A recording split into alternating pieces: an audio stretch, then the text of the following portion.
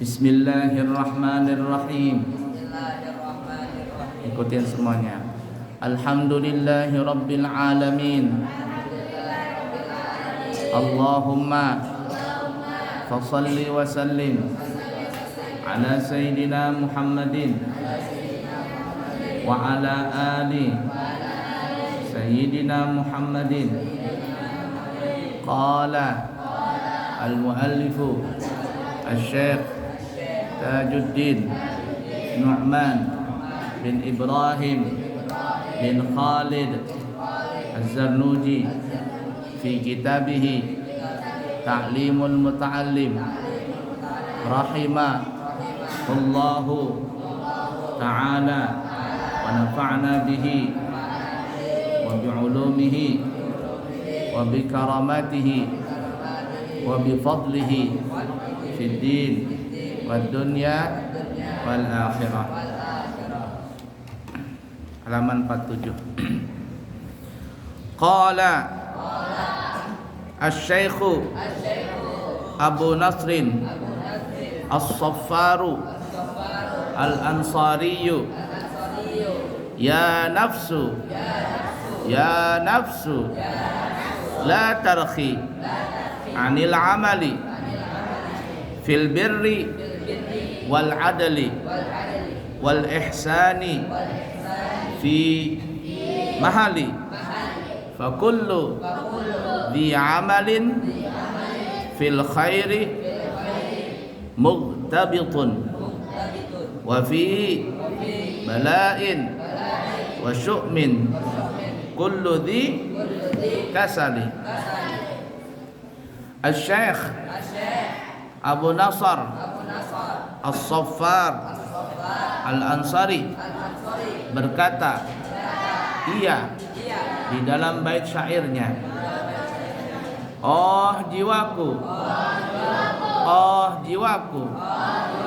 jangan menunda amal saleh, berbuat adil dan berbuat ihsan. Semua orang yang berbuat kebaikan akan senang.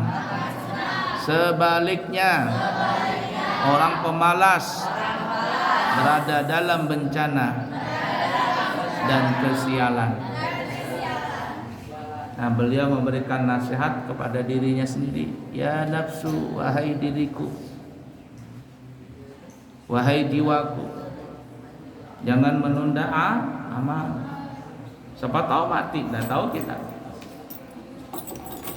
Amal itu yang kita kerjakan ada terbagi dua. Amal itu akan menghasilkan pahala, dan pahala itu dari amal yang kita kerjakan terbagi menjadi dua. Ada pahala dari amal jangka pendek dan ada pahala amal pahala dari amal jangka panjang. Perhatikan betul-betul ini. Kamu masih muda, sayang disia-siakan ini.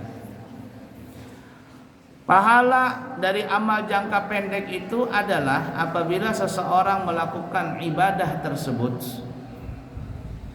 maka disitulah dia mulai mendapatkan pahala. Dimulai start dia ibadah, disitulah dia mendapatkan pahala. Sampai kapan? Sampai selesai ibadah tadi. Setelah selesai ibadahnya tidak nyambung, dan sebelumnya juga tidak ada. Cuman sebatas itu aja, muakkatan. Dia jangka pendek, berwaktu saja. Mumpung kamu masih muda, jangan sia-siakan ini. Kalau kamu sia-siakan ini, tidak kamu biasakan dirimu untuk mengerjakan amal jangka pendek ini, tidak bakalan kamu tua akan melakukan amalan jangka pendek ini. Amalan jangka pendek ini seperti umpama sholat berjamaah, qobliyah ba'diyah, pahalanya besar qobliyah ba'diyah itu. Ya. Qobliyah ba'diyah, salat duha, salat witir, mengaji, membaca Quran, bersalawat. Itu semuanya jangka pendek itu. Kamu tahu nggak orang-orang yang rajin berjamaah di luar sana, di masjid, di musala, yang mereka rajin sampai ketua rajin, Kenapa mereka bisa rajin? Karena sebelumnya di masa mudanya itu sudah biasa sholat berjamaah. Jangan harap jauh api dari panggangan. Kalau sudah tua mau ibadah itu jauh. Lihatin saja orang-orang yang gak mau berjamaah, yang gak mau sholat. Kenapa dia seperti itu? Karena dari kecil memang dia tidak mau sholat, tidak mau dekat ke masjid, tidak mau berjamaah. Jadi kamu aku nanti sholat, aku nanti tua aja baru berjamaah. Aku nanti sudah tua aja baru sholat qobliyah ba'diyah. Aku nanti aja sholat duha, aku nanti aja sholat witir. Apa kata Syekh Abu Nasir As-Saffar tadi? La tarkhi fil amal, jangan berlambat-lambat di dalam beramal. Dan apabila kamu tidak mengerjakan sekarang, maka besok lepas sudah. Waktu yang besok tidak terulang lagi yang sekarang. Waktu yang sekarang tidak bisa lagi terulang ke besok hari.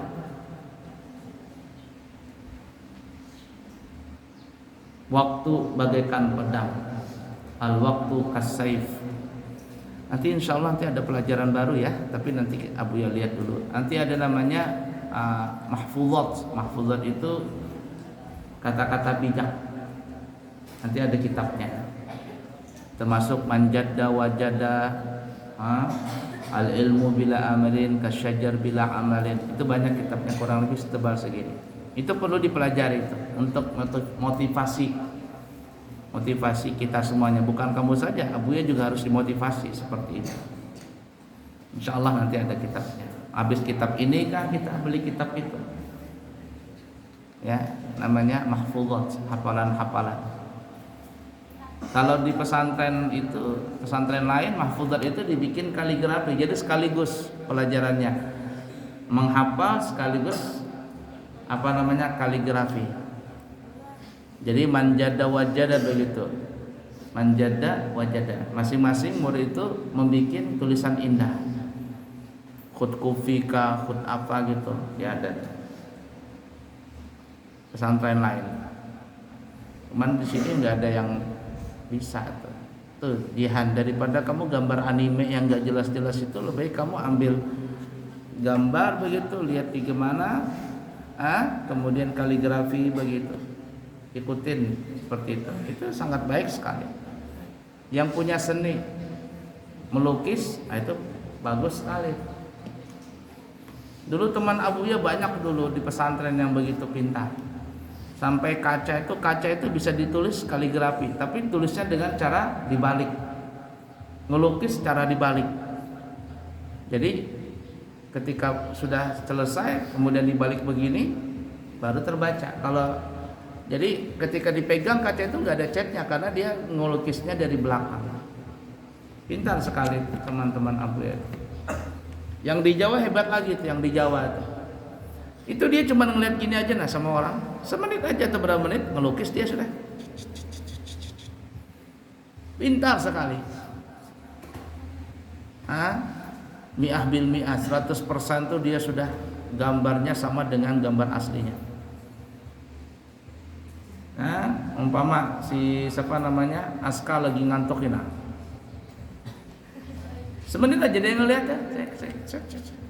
Nah, waktu ngantuk kamu tadi ngelukisan begini. Saking hebatnya dia itu ngelukis tadi. Gambar. Ya, itu. Nah, jadi kalau kamu tidak kerjakan dari sekarang, kamu malas qobliyah, kamu malas ba'diyah, kamu malas duha, kamu malas mengaji, kamu malas menghafal, tua nggak ada harapan kamu bisa melakukan, apalagi mati. Kalau sudah mati nggak bisa lagi beramal. Amal yang mana? Amal jangka pendek, pahalanya habis di situ. Hari ini kamu qobliyah, hari ini kamu dapat, besok hari ini kamu tidak qobliyah, besok tidak bisa lagi, sudah tidak bisa terulang kecuali kamu qadha. Fahim tuh? Yang kedua, pahala jangka panjang. Pahala jangka panjang. Ini pahala jangka panjang, kamu tidak bakalan habis pahalanya. Walaupun kamu sudah mati, Tidak pernah bakalan habis. Dan ini yang diharapkan sama ulama-ulama kita. Nabi kita bersabda itu, idza mata ibnu Adam, wa fi riwayah idza matal insanu, apabila manusia mati, in qata'a amalu, terputuslah amalnya. Amal yang mana itu? Amal jangka pendek. Kamu nggak bisa lagi sholat duha, witir, qobliyah, ba'diyah, nggak bisa lagi sholat Jumat, nggak bisa lagi sholat 5 waktu, nggak bisa lagi puasa wajib, puasa sunnah, puasa qadha. Nah, kamu kalau nggak mengqadha puasamu, meninggal, nah, siapa yang mau nanggung di akhirat? Jadi kalau ada kesempatan Senin Kamis punya qadha, banyak qadha. Jangan makan melulu. Kenapa? Kalau kamu mati, in qata'a amalu, di dalam kubur nggak bisa lagi puasa, nggak bisa lagi sholat, selesai sudah. Yang punya utang puasa, yang punya utang sholat, diqadha semuanya itu. Kecuali kalau masa-masa haid. Kalau masa-masa haid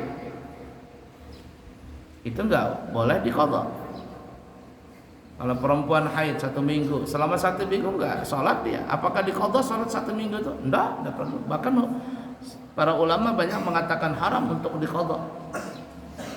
Kenapa? Karena kata ulama, kalau perempuan itu haid, dengan dia tidak sholat fardu, dengan dia tidak mengaji, dengan dia tidak membaca Al-Quran, dengan dia tidak puasa, itu sudah jadi ibadah. Jadi kalau kamu haid, ya haid, kamu nggak sholat. Ketika orang sholat, kamu nggak sholat, saat itu kamu dapat pahala. Dapat pahala apa? Dapat pahala meninggalkan sholat. Ada nggak orang meninggalkan sholat dapat pahala? Ada. Siapa itu? Perempuan haid, perempuan nifas. Itu ibadahnya perempuan di situ. Makanya perempuan itu subhanallah makhluk Allah yang istimewa. Laki-laki kalau nggak sholat berdosa nggak? Dosa. Kecuali ada satu yang nggak sholat nggak berdosa. Apa itu? Orang gila. Nah jadi kalau nggak sholat orang gila. Dia Islam tapi nggak sholat, nah berarti mungkin dia gila. Tapi perempuan subhanallah istimewa. Dengan dia tidak sholat ketika haid, dengan dia tidak mengaji ketika haid, dengan dia tidak puasa ketika haid, itu dicatat pahala. Jangan maksa-maksain, oh aku udah puasa, aku apa, gara-gara haidnya aku nggak sholat, aku mau sholat aja. Bukan tambah pahala, tambah dosa. Jadi tinggalkan sholat tadi itu. Dengan meninggalkan sholat karena haid, jadi pahala. Tapi jangan juga gara-gara haid lalu kosong melompong, zikir nggak ada, salawat nggak ada. Kan salawat boleh, zikir boleh, baca surah pendek kalau mau tidur boleh, baca ratib hadat boleh ketika haid, baca hizib nasr boleh ketika haid. Jangan mentang-mentang haid lalu tidur aja. Apa akhirnya? Kosong nih pikiran kok kosong. Nanti datang jin tomang, habis dia masuk. Siapa kamu? Jin tomang. Nah, kerasukan. Nah, pikiran kosong. Nah. La ilaha illallah. In qata'a amaluh, terputus amalnya, illa min thalas, kecuali 3. Perhatikan ini. Nah, kebalikannya begitu, ada dosa jangka pendek. Dosa jangka pendek. Kalau kamu nggak sholat jangka pendek, kamu tidak puasa jangka pendek. Kebalikan daripada pahala jangka pendek tadi, ada juga dosa jangka pendek. Nah begitu juga ada dosa jangka panjang. Kebalikannya ada dosa jangka panjang. Kalau ada pahala jangka panjang, maka dosa pun juga ada dosa jangka panjang. Yang pertama apa pahala jangka panjang? Shadaqatun jariyah, sedekah jariyah. Tapi ada juga namanya dosa jariyah. Sedekah jariyah, ada juga dosa jariyah. Sedekah jariyah, kamu punya uang, mana duit, bos batu bara, umpama punya lahan nanti umpama 100 hektar batu bara umpama. Jangan lupa nih, Abu ya saya bangunkan gedung 3 tingkat untuk asrama, kamarnya 40. Wah, sudah bangun situ. Amal jarinya duit, udah putus-putus. Si duit dapat pahala dari dia membangunkan tadi sampai kapan? Sampai hari kiamat. Udah putus-putus itu. Sedekah jariah. Tapi sebaliknya, ada orang kaya, dosa jariah. Dia bangunkan tempat diskotik, dia bangunkan tempat maksiat. Oh, udah putus-putus itu dosanya. Ya, sampai akhirat gak putus-putus. Yang kedua, ilmun yuntafa'u bih. Nah, ini nih untuk kamu nih, ilmu yang bermanfaat. Jangan malas-malas nuntut ilmu. Dan nuntut ilmu jangan pindah-pindah dulu. Kalau belum waktunya jangan pindah. Kecuali guru menyuruh pindah. Tapi kalau kamu bisa-bisa pindah, terserah sudah. Tidak tanggung jawab sudah. Penting sekali mentaati guru itu sangat penting. Di dalam ilmu itu yang paling berkah taat dengan guru. Ikutin kata guru, selamat kamu. Kenapa Abu Ya bisa seperti itu? Karena Abu Ya merasakan itu. Abu Ya rasakan itu luar biasa. Sami'na wa ata'na itu luar biasa itu.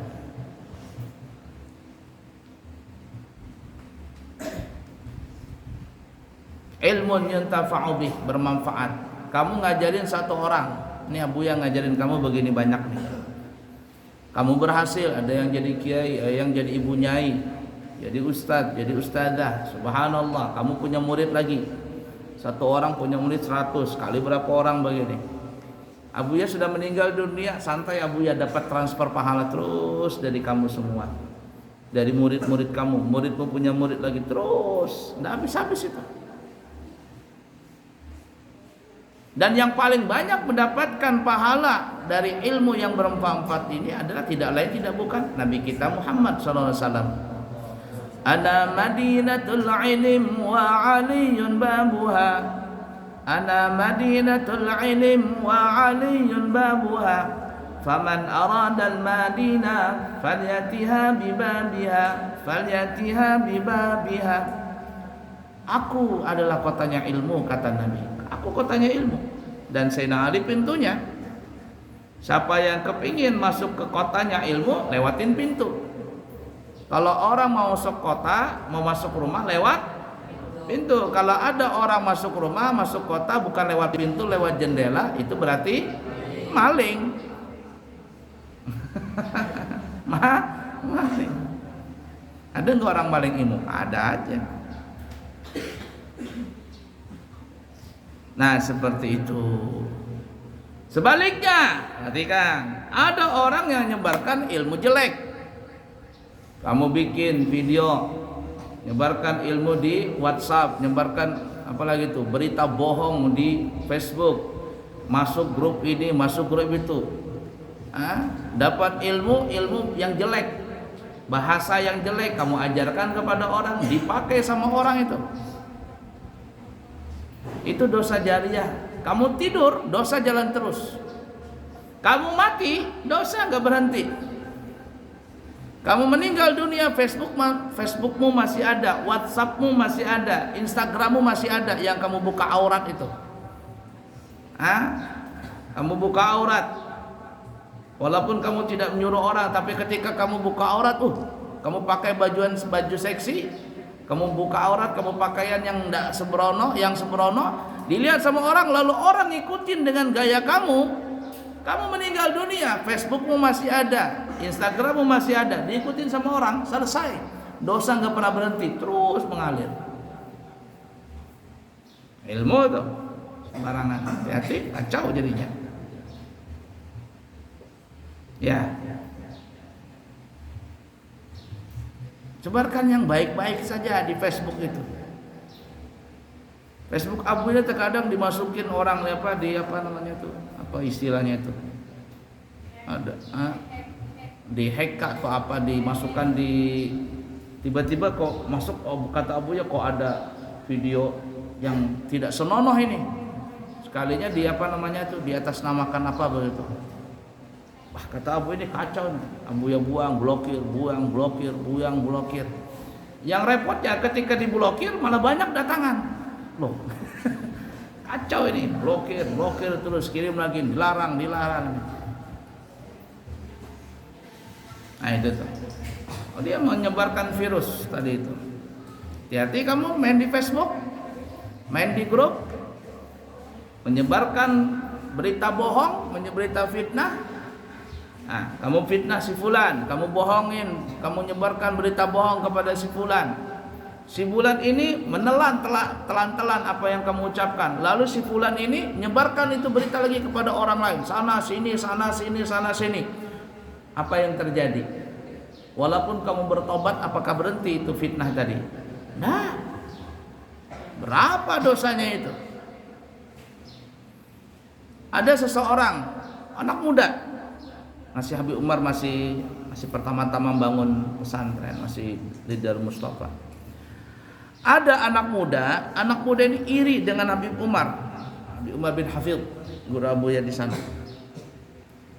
Iri. Lalu si anak muda ini suka menyebarkan berita bohong. Difitnahnya Habib Umar, dijelek-jelekannya Habib Umar. Habib Umar sudah makom tinggi, dipuji, dihina itu nggak ada respon, sama saja. Kenapa? Karena yang dilihatnya sama Habib Umar apa? Yang menggerakkan itu Allah Ta'ala, sudah. Ini semuanya adalah kehendak Allah, mau apa lagi? Kalau bersabar dapat pahala, tapi kalau terpancing emosi, habis gagal. Dan itulah orang-orang yang iri sama kamu, orang-orang yang iri sama kita, mereka itu ingin memancing kemarahanmu. Kalau kamu merespon apa yang dia posting, apa yang dia ucapkan, kamu respon itu, menang dia. Tapi kalau kamu nggak respon, setengah mati dia, memanas-manasi kamu, tapi kamu nggak respon, cuek saja, mati dia, mati kutu, kecapean sendiri. Wah, ternyata nggak direspon katanya. Begitu caranya. Tapi kamu harus punya hati stabil. Kalau nggak punya stabil hati, dipuji orang ta'ambung, dihina orang menangis, cengeng. Nggak bisa jadi ulama begitu. Dari sekarang harus kuat. Di sini dilatih. Makanya kalau nggak kuat jangan ikut-ikut seperti itu.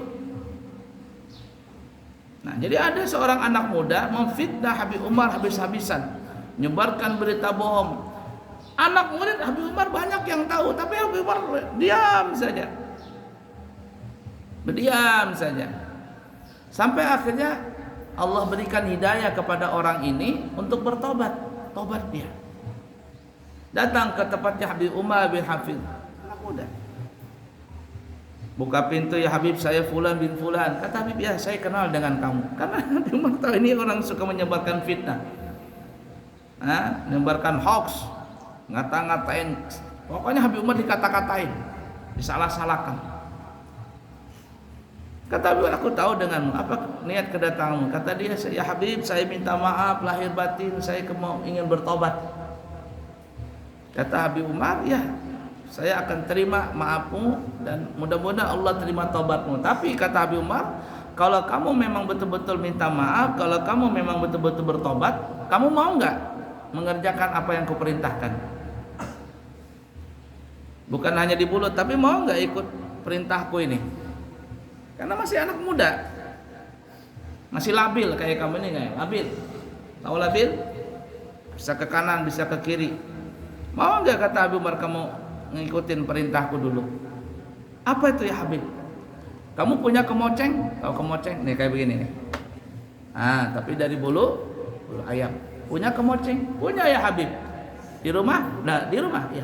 Besok kata Habib Umar, pagi-pagi kamu ambil kemocengmu itu, lalu kamu berjalan dari rumahmu menuju ke rumahku ini. Kata Habib Umar, berjalan dari rumahmu menuju ke rumahku, setiap selangkah kamu cabut itu kemoceng, kamu buang di jalanan. Cabut, buang. Sampai habis. Ketika engkau sampai di rumahku ini, kemoceng itu harus sudah habis bulunya. Kalau belum habis jangan ke sini. Siap? Siap ya Habib. Anak muda ini bingung, ada apa kok kemoceng diterbang-terbangin. Tapi karena dia kepingin bertobat, dia kepingin betul jadi orang baik, dia ikutin syarat Habib Umar tadi. Besok pagi dia ambil kemoceng, dia jalan selangkah demi selangkah dia buang tuh kemoceng selembar-selembar sampai di depan rumahnya Habib. Ketok pintu, tok. Assalamualaikum. Waalaikumsalam warahmatullahi wabarakatuh. Kaif habar? Bagaimana kabar? Baik ya Habib, kuis, alhamdulillah. Mana kemoceng? Ini tinggal lidinya aja, tinggal bilahnya aja, bulunya habis. Oh, kata Habib, habis? Iya. Nah sekarang kata Habib Umar, kuperintahkan yang kedua kali. Sekarang kamu kembali ke rumahmu, dari rumahku menuju rumahmu, kamu cari kemoceng yang kamu terbangkan itu. Seberapapun kamu dapat, bawa ke sini. Kemoceng itu kamu cari lagi, yang kamu sudah terbangkan di jalan tuh, kamu ambil, berapapun sedapatmu kamu bawa ke sini. Bisa? Anak muda ini agak kecewa, loh kenapa saya dipermainkan begini? Kalau mau tobat kenapa saya dimain-mainkan? Habib Umar kasyaf orangnya. Ketika ada geretik di hatinya, kata Habib Umar, ya waladi, wahai anakku, kalau kamu betul-betul ingin bertobat, kerjakanlah perintahku dan engkau akan mendapatkan hikmah ini. Ini pelajaran buatmu. Kau akan tahu nanti apa hikmahnya. Sekarang kamu nggak ngerti. Masih anak muda, labil. Dengan setengah hati anak ini pun berjalan. Kembali dari rumahnya Habib Umar menuju rumahnya. Cari begitu. Kalau jadi dia jalan dari rumahnya, kata Pak Habib Umar, cuma setengah jam. Lah ini 2 jam nggak kembali-kembali. Kenapa? Karena mencari kemoceng tadi. Kemana bulunya tadi? Tapi alhamdulillah dapat mungkin 5 atau 7 lembar.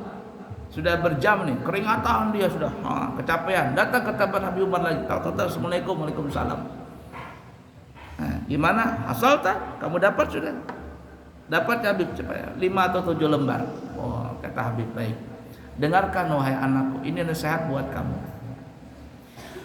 Orang yang memfitnah, menyebarkan gosip, menyebarkan berita bohong, menyebarkan berita hoax, itu sama seperti kau yang tadi menebalkan bulu-bulu kemoceng tadi.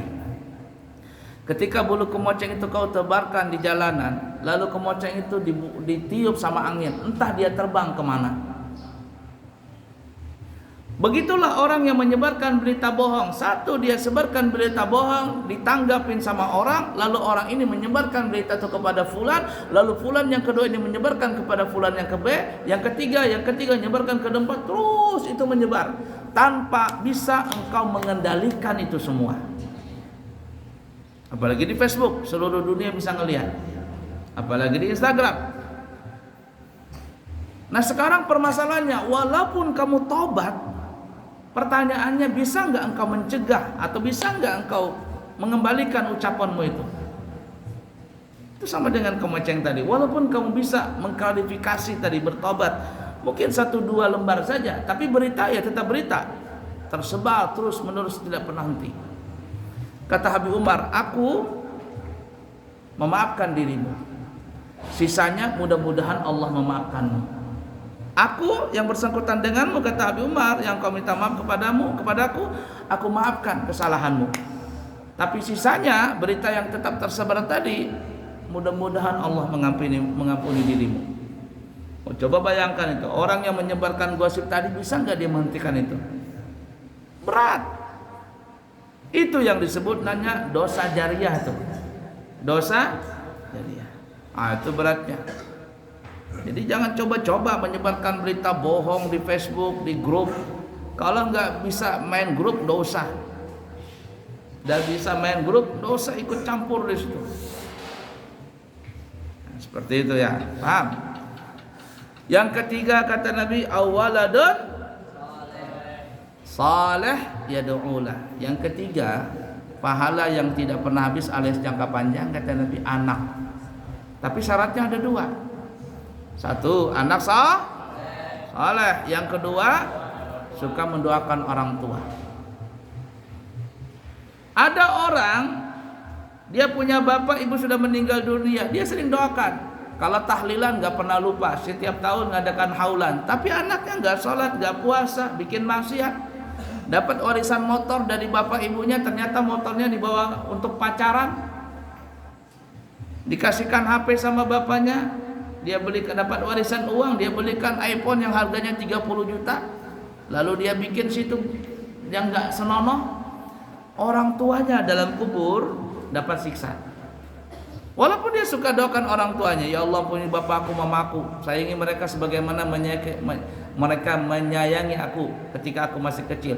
Tapi anaknya tidak saleh, gagal, orang tua gagal.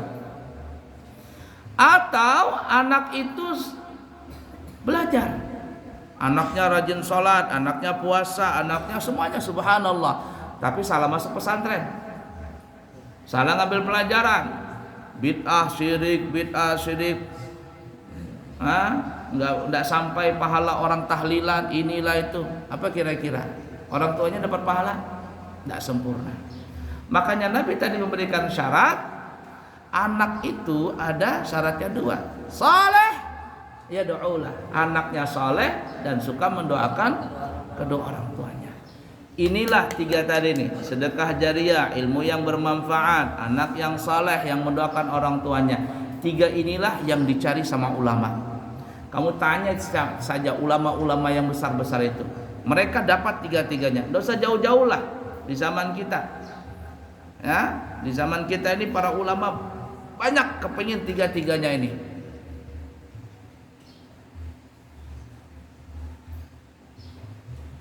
Amal soleh banyak, bangun masjid, bangun pesantren, bangun madrasah. Kemudian apa lagi? Punya murid banyak, ribuan muridnya. Makanya ulama itu semaksimal mungkin mereka mencari murid yang banyak. Abu Yahya itu kepingin punya murid banyak, tapi banyak kalau seperti buih di lautan percuma. Tapi yang kepingin itu banyak dan taat, banyak saleh. Tapi kalau banyak aur-auran, kasihan santri yang baik ikut-ikutan dari teman yang jelek tadi. Lebih baik Abu Yahya mengorbankan satu yang nakal ini diberhentikan, asalkan jangan mengganggu yang lain. Nah itu tuh, ulama sudah banyak beramal saleh, yakni bangun masjid, bangun mushola. Coba lihat tuh, nanti kalau kamu ke Hadramaut tuh, ada Masjid As-Segaf, ada Masjid Muhdar, ada Masjid Ba'alawi, ada masjid macam-macam nama masjid tuh. Kenapa? Karena habaibnya zaman dulu mereka kepingin punya amal jariah nggak habis-habis. Kemudian apa lagi? Punya murid banyak, ilmu bermanfaat, ngarang kitab, sebarkan ilmu tadi, punya murid banyak ribuan. Kemudian yang ketiga, mereka punya istri banyak, punya anak banyak.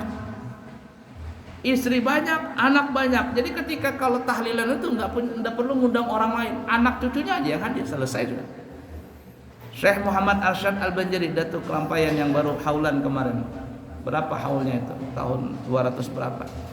Itu bisa dikatakan yang hadir pada saat haul beliau itu bisa dikatakan 80% anak cucu aja yang hadir itu. Kalau tidak salah dalam manaqibnya tuh beliau punya istri berapa? 11 atau berapa? Tapi kawin cerai. Kawin cerai 11 atau berapa, Abu ya lupa itu. Meninggal dunia Syekh Muhammad Arsyad Al-Banjari, anak cucu terkumpul itu tidak kurang daripada 100. Tidak kurang daripada 100 orang, anak cucunya kumpul. Sekarang tersebar di mana-mana. Luar biasa. Bangga itu, terkumpul begitu anak cucu semuanya. Dan semuanya itu berkat siapa? Berkat Abah Syekh Muhammad Arsyad Al-Banjari yang ibunya ketika lagi mengandung. Abu sudah ceritakan malam 27 Abah ibunya Abdullah dengan Aminah jalan di Sungai Martapura, tiba-tiba ngelihat pohon-pohon kanan kiri pada sujud, air beku. Lalu Abah beliau bertanya kepada Bini Sidin, malam apa ini? Jar Bini Sidin, ini malam 7 likur, malam 27 Ramadan, malam 7 likur. Oh, malam Lailatul Qadar. Ayo kita berdoa. Doanya enggak banyak-banyak. Apa doa mereka berdua? Ya Allah, jadikanlah anak kami yang masih dalam perut ini nanti kalau dia lahir dan dewasa menjadi orang yang alim dan zuhud. Alim dan zuhud. Ternyata doa tersebut bukan hanya kepada Syekh Muhammad Arsyad Al-Banjari saja, tapi anak cucunya ribuan yang menjadi ulama. Yang paling termasyhur ya zaman kita nih, Guru Sukum kumpul. Karena itu setahun sekali, 100 tahun sekali ada yang seperti guru kumpul itu. Subhanallah.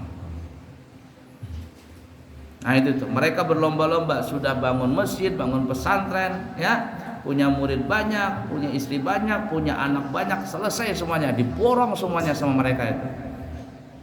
Diborong semua. Ala kulli hal. Nah itu, beramal soleh, jangan nunda-nunda, berbuat adil. Berbuat adil. Dulu berbuat adillah kalian. Adil, ingatkan, adil itu tidak mesti sama. Adil tidak mesti sama. Adil itu meletakkan sesuatu sesuai dengan ketentuannya. Kopiah ditaruh di mana? Kepala. Sendal ditaruh di mana? Kaki. Kalau sendal ditaruh di kepala, kopiah taruh di kaki, kira-kira itu apa namanya? Nggak adil, orang gila. Makanya kan orang gila itu dia begini. Kalau anak balik apa mereng begini sedeng dia, nggak adil. Sedeng, oleng-oleng. Ini.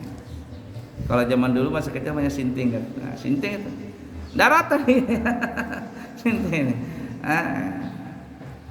Nggak adil sudah. Kenapa? Error. Kepala, kopiah taruh di kaki, sendal taruh di kepala, error dia. Tapi adil itu meletakkan sesuatu pada tempatnya. Kopiah taruh di kepala, sendal taruh di kaki, baju taruh di badan, celana taruh di kaki, di paha, di pinggul, semuanya itu. Nah begitu juga ada orang punya anak. Punya anak, yang satu SD, yang satu SMP. Kalau mau adil, maka orang tuanya memberikan jajan untuk yang SMP mungkin sehari 20.000. Berapa biasanya anak-anak yang SMP itu kalau sekolah? 20.000 ada? 50? Luar biasa, kaya banget bapak mau 50.000. Di sini sehari cuma 20.000 aja kamu makan 3 kali. Di sini berapa sehari? 20.000. Sudah makan 3 kali sehari sudah. Air bersih, semuanya enak.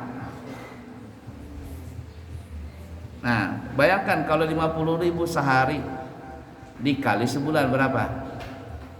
Berapa? 1.500.000.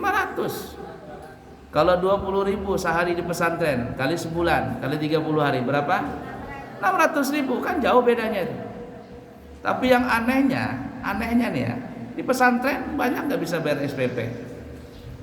Di luar anaknya sehari 50.000 mampu aja dia kasih. Karena orang tua tadi nggak ngerti dia tentang beratnya mendidik agama ini. Itu yang kurang berkah orang tua tadi itu. Punya anaknya nakal ya karena tadi itu. Orang tuanya sendiri yang tidak mengerti, tidak mau memahami. SMP umpama dikasih 50.000. SD kira-kira pantas nggak dikasih 50.000? Nggak pantas. Berapa? Orang sekolahnya cuma sampai rumah dikasih berapa? 10.000 aja. 5.000 sudah lumayan. Wah, aku harus adil kata bapak mamanya. Aku harus kasih yang SMP 50, yang SD 50. Zalim nggak orang tua itu? Zalim. Kenapa? Karena dia tidak adil. Atau sebaliknya, yang SD 10.000, yang SMP 10.000 juga. Gimana? Adil nggak? Yang SMP naik mobil, makannya kuat. Naik taksi, naik angkot, naik ojek. Nah, bayangkan. Jadi sesuai dengan kapasitas yang ada, seperti itu tuh. Itu adil. Berbuat adil, jangan nuda-nuda, nggak boleh zalim sama orang. Terus terang nih ya, Abuya nih, prinsip Abuya mulai Abuya kecil nih Abuya nih ya. Abuya lebih baik disakiti orang, dihina orang, dizalimi orang daripada Abuya menyakiti, menzalimi orang lain. Kalau Abuya dizalimi orang lain masih ada bisa harapan Abuya minta maaf. Tapi kalau Abuya yang zalim sama orang lain, gimana minta maafnya? Tahu nggak di pesantren ini mungkin ada 150 atau hampir 200 juta Abuya tertipu. Duit pesantren dan sama duit pribadi. Kalau duit pesantren mungkin 170 180 ada mungkin sudah. Kalau duit pribadi 20 sampai 30 atau lebih itu. Ditipu orang Abu ya. Gimana Abu yang menuntut? Nggak bisa nuntut. Orangnya sudah ada yang mati, ada yang lari. Satu-satunya jalan ngambil di mana? Ngambil di mana nanti? Ya akhirat selesai. Jadi pada pusing-pusing, oh aku ditipu orang soalnya. Atau ketemu pencurinya, penipunya, langsung dibunuhnya lagi. Rugi kita. Nih sendal kamu dicuri sama temanmu. Lalu kamu doain dia, mudah-mudahan yang curi sendalku kakinya patah. Umpama nih ya, maka orang yang dizalimi itu doanya kabul. Tiba-tiba yang mencuri ini kakinya patah. Di akhirat itu hitung-hitungan sama Allah Ta'ala. Dipanggil keduanya, kamu benar mencuri sendalnya si A? Benar ya Allah. Sudah. Ini sendalmu? Iya ya Allah. Berapa harganya? Harganya cuma 10.000 sendal jepit. Kamu patah kakimu? Iya. Berapa ngurut? Sekali ngurut 100.000. Berapa kali ngurut? 20 kali. 100 kali 20 sama dengan 2 juta. Yang tadi kamu untung sudah 10.000, tapi karena kamu doamu salah, rugi. Bukan rugi lagi, bangkrut. Sudah jatuh, ketimpan tangga, kesiram cat, kena konslet listrik lagi. Selesai, sudah lengkap semuanya itu. Sudah jatuh, ketimpan tangga, keciram cat, kena konslet listrik. Selesai sudah. Makanya kalau dizalimin orang, jangan yang jelek-jelek doanya, yang bagus-bagus saja. Dizalimin orang, ya Allah saya dizalimin orang, mudah-mudahan saya dapat mobil Fortuner, amin. Itu aja repot-repot. Ya Allah saya dizalimin orang, mudah-mudahan saya bisa berangkat haji, amin, selesai. Abu cerita dulu yang dulu mantan di sini tuh, mantan yang dulu pernah di sini, 5 orang datang ke sini. Akmal yang tahu itu videonya, dia tahu masih ada nggak? Sampai Abu yang mau diancam, mau dibunuh. Santai Abu ya, senyum saja. Santai-santai saja. Ummah lari, semuanya lari, takut semuanya. Ayo, dudukin santai aja. Ayo coba, apa yang ngelawan? Santai duduk Abu ya, dengan senyum saja Abu ya hadapin. Pulang dia tanpa hormat, tanpa apa-apa, selesai. Tapi apa, malam berikutnya atau malam kedua Abu ya mimpi guru sekumpul datang di situ, kayak serombongan pakai mobil, kayak memberikan semangat begitu. Tidak lama kemudian dalam minggu-minggu itu juga orang nyumbang air tuh. Abu ya minta air ke WTP itu 150 juta itu ada itu. Setelah kapan tuh? Setelah dapat kesusahan tadi, kata Abu ya ini tuh kesusahan tadi. Inna ma'al usri yusra, di baik kesusahan selalu ada kebaikan. Semua itu pasti akan indah pada waktunya. Tapi jangan sekarang, jangan terburu-buru. Ingatin tuh, belajar kamu hati yang adil tadi, stabil hati itu. Dihina orang, dicaci maki orang, santai saja. Jangan berbuat zalim sama orang. Kalau orang zalim berbuat kamu, selesai, santai-santai saja. Tapi kamu jangan sampai berbuat zalim sama orang. Lalu apalagi jangan menunda berbuat ihsan. Ihsan itu berbuat baik, apa saja kebaikannya, jangan nunda. Ya, jangan ditunda-tunda. Nah, kemudian lihat ujungnya. Apa kata beliau? Fa kulli di amalin fil khairi muqtabitun. Semua kebaikan, semua orang yang berbuat baik pasti akan senang. Ingatin tuh. Semua orang yang berbuat baik pasti akan senang. Kama tadinu tudan. Sebagaimana kamu melakukan, nanti kamu akan menuai juga. Kamu berbuat baik, kamu dapat baik. Tapi sebaliknya, orang pemalas, nah pemalas tuh disebut pemalas. Orang pemalas berada dalam bencana dan kesesalan. Orang pemalas, malas sholat, malas mengaji, malas mandi. Malas bersih-bersih, malas semuanya. Ujungnya pasti dia dapat bencana. Malas sikat gigi, ujungnya sakit gigi. Malas mandi, temannya pada lari. Malas bersih-bersih, pakaiannya nggak dicuci-cuci, gatalan dia, korengan. Dapat bencana dan sialan, kesialan. Ingat itu. Orang yang baik dia akan kebaikan, dapat kebaikannya. Orang yang pemalas malas apapun, maka dia akan mendapat bencana dan kesialan. Wallahu a'lam. Sallallahu alaihi wasallam Muhammadin wa ala alihi wasallam. Alhamdulillahi rabbil alamin.